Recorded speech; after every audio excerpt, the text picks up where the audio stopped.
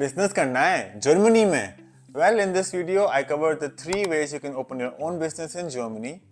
Hello and welcome back to my channel where I make content which helps you thrive in Europe, not just survive in Europe. और आज हम बात करेंगे how you can start your own business in Germany, what are the drawbacks of each of this method of opening a business in Germany, what is my personal recommendation. So let's get started. The first way कि आप अपना खुद का business खोल सकते हैं is to apply for a Kleingewerbe. Kleingewerbe literally translates to Klein for small, Gewerbe for business. A small business, which is actually a sort of a freelancing license. You can use this if you, for example, have a side hustle and you want to do this side hustle with your full-time job. It's also possible to become a fully fledged freelancer on this Kleingewerbe. For example, अगर आप एक photographer हैं and you want to go full on into photography, then you can apply for this Kleingewerbe, work as a freelancer. इसके advantages हैं, it's very simple. You have to fill a form, go to Finanzamt. Finanzamt, if you don't know, is like the tax authority of your region, and apply for this Kleingewerbe. They will give you a form जहाँ आप explain करोगे कि आपको क्यों आप क्या करना चाहते हो, why do you need this special Kleingewerbe, and then you will get your Steuernummer. A Steuernummer is different from a Steuer ID. For my English-speaking audience, Steuer means tax. So as a freelancer, you will get a tax number. As a full-time employee, you have a tax ID. And the difference here is that tax ID is used by your employer to do your taxes for you. And a tax number, a Steuer number, is something you get as a freelancer. जहाँ आपको खुद के tax खुद करने पड़ते हैं. That's one disadvantage of being a freelancer कि you have to file your own taxes. मेरे केस में I actually personally applied for this Steuer number, went to the Finanzamt, and I was working as a freelance model. I did some modeling. I will try to put some frames of my assignments here. I did one assignment for WhatsApp India, which apparently was displayed on the biggest billboard in Asia. So a small flex over here, but it was a good experience, of course. The disadvantage for me was कि थोड़ी सी ना there was a complication in the tax authorities because the tax office was a bit confused in Berlin कि मेरा full time job भी था उस time पे, तो एक Steuer ID भी थी और मेरा एक freelancing का एक assignment भी था साथ में, तो they were a bit confused into understanding my ambitious mindset and they were questioning why do you have both two different occupations. तो it got resolved. The only drawback was कि मेरे tax returns जो आप हमेशा साल के end में file करते हैं, it took a long time for them to process my tax returns, but ultimately they were able to process my returns. तो ये complication क्यों होती है? अगर आप एक freelancer हैं, you have to understand this कि as a freelancer, if you're earning less than 20,000 euros in a year, you don't need to pay any taxes. Do not quote me on this. Do your own research because these rules change a lot. जितना मुझे याद है last time I checked, and if I'm wrong, correct me in the comments. But as a freelancer, अगर आप 20,000 euro से कम कमा रहे हैं तो आपको taxes declare नहीं करने होते हैं. If you earn more than that, then you might have to declare your, you will have to declare your taxes for sure. मेरे केस में because I was earning more than 20,000 euros as through my full-time job, and I was also doing this assignment on the side. कभी-कभी I was doing this modeling gigs. इसकी वजह से I assume कि थोड़ा सा confusion cause हो गया होगा. The second reason was कि when I got this gig for WhatsApp India, the paycheck I got was quite heavy. I was blessed to get that assignment and I got a lot of money for that. So the tax authorities asked me कि how much do you expect to earn in 1 year through your freelancing work. And because they calculate this in advance, they say कि अगर आपको एक महीने में 1,01,000 Euros मिल रहे हैं, उसका estimate है आपको पूरे साल में 12,000 यूरोस मिलेंगे, which means कि आपको tax नहीं pay करना.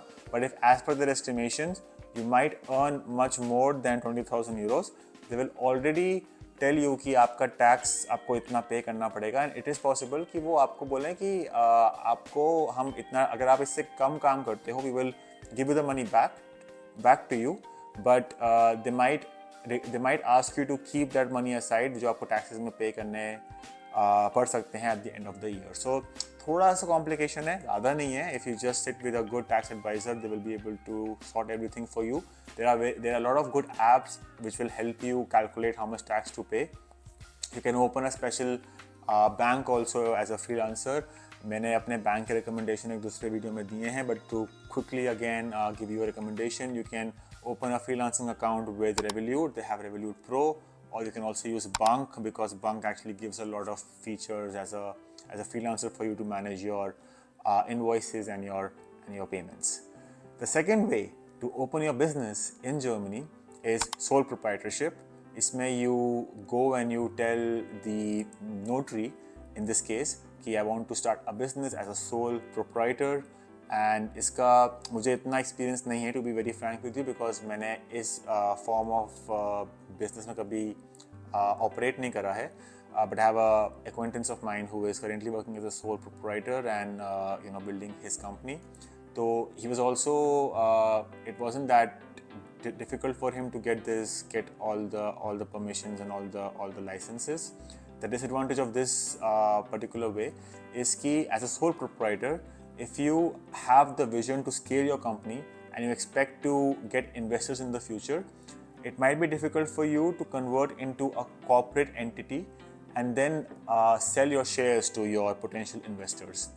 So as a sole proprietor, you're not creating a separate entity for your business. You are acting as the sole proprietor for your business. जो फ्यूचर में जाके अगर आपका बिजनेस बहुत स्केल करता है, या अगर आपको एक बैरियर डालना है between you as a person and you as a business entity, so it might create some complications. But again ये वाला जो रास्ता है मैंने खुद नहीं अपनाया, तो do your own research for this as well.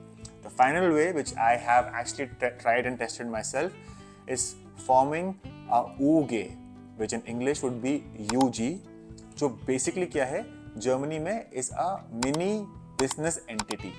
Germany में क्या आपके पास एक एडवांटेज है कि अगर आप एक एंटरप्रेन्योर बनना चाहते हैं and you don't have a lot of funding, you can start your own business, establish a business entity for as little as €1 in your pocket.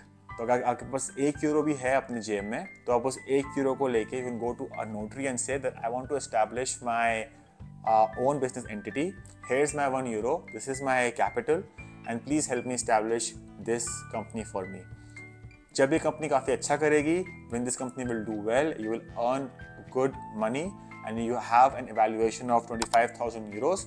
उस टाइम पे you can convert your company from an UG, a mini business entity, to a GmbH or a GmbH or a fully fledged business entity.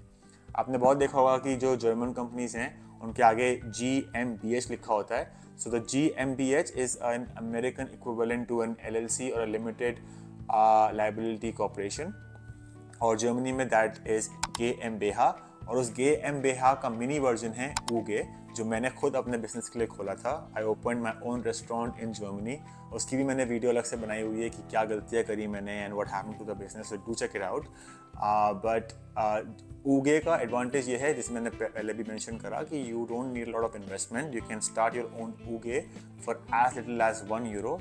The disadvantage of a UG is कि थोड़ा आपको मतलब थोड़ा you have to go to the notary, you need to talk to them, you need to pay them. I had to pay them around €800 because the notary will create articles of association for you. AOA or Articles of Association is a document which lists down everything that your business will do and who is the owner of this business, where will you operate, what is the reason for this business. और इन सब चीज़ों के साथ आपका एक proper एक article of association बनता है, which is your founding document for your business. And for this work the notary charges you approximately around €800 in my case. मेरे केस में because there were 3 different entities coming together to make this restaurant business, so we had to sign this AOA and agree upon a lot of terms. तो वहाँ पे थोड़ा आपको you have to pay some legal fees and you have to make sure that your articles of association are done properly and are advantageous to what you want to do. But advantage of an UG or a GmbH is कि आपकी एक separate legal entity बन जाती है which separates you as an individual person. तो अगर मान लो your GmbH, your GmbH or your UG fails or has a lot of debt, तो you as an individual do not have to pay that. आप उसके लिए अकेले accountable नहीं हो, because आपकी जो company है it acts as a separate entity on its own. That's one advantage of UG. The second advantage is कि आप अगर चाहो तो आप फ्यूचर में शेयर्स अपने डाइल्यूट कर सकते हैं, शेयर्स अपने बेच सकते हैं, and you can get onboard lot of investors जो आपके बिजनेस में इन्वेस्ट करना चाहते हैं. तो हमारे केस में वी मेड अराउंड 100 शेयर्स और हर एक शेयर की वैल्यू €1 थी. तो हमारी कंपनी का स्टार्टिंग का वैल्यूएशन अराउंड €100 था और एग्जैक्टली €100 था, जिसमें से मेरे पास 45% ऑफ द शेयर्स थे. तो मेरे पास €45 वर्थ की कंपनी थी. फिर हमने कंपनी और इस्टेब्लिश करी जो कंपनी ऑलमोस्ट टच €25,000 की वैल्यूएशन. बट उससे पहले ही we had to close everything because of a disagreement of our partners. Again उसकी वीडियो मैंने अलग से बनाई है, do check it out as well. And that's the video. This is how you can open your business in Germany so you thrive here, not just survive here. Whatever ambition you have, I wish you all the best with that. And if you like this content, do like, share and subscribe. I'll see you in the next one. Good luck.